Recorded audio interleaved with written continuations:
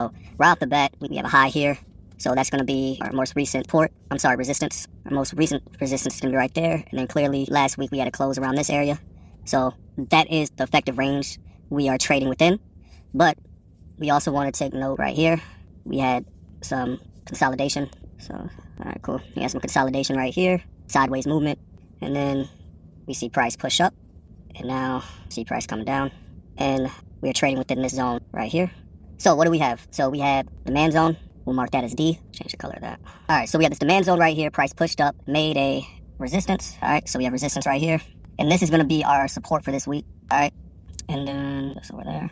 All right, so we have a demand zone. Price pushed out, made a resistance, came down, closed at the end of the week, making a support. So we're going to be paying attention in between the support and resistance. If it breaks support, then clearly, once again, what do we have underneath that? A demand zone. And we should wait here to see what happens, see if the buyer step back in. Because once again, this was the last, within this zone is where buyer stepped in, pushed price out, made a high, came down, made a support.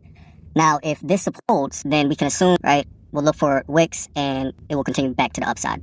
If this breaks, then we can look for sell entries. Get rid of this. If this doesn't hold, then we can look for sell entries, right, beneath here as we get a pullback. So break support, come back, test support, turn it into resistance, and then we'll take our sales there to the downside. All right, so that's pretty much the way you should be looking at your charts. Is the way I'm looking at the week, and we'll go from there.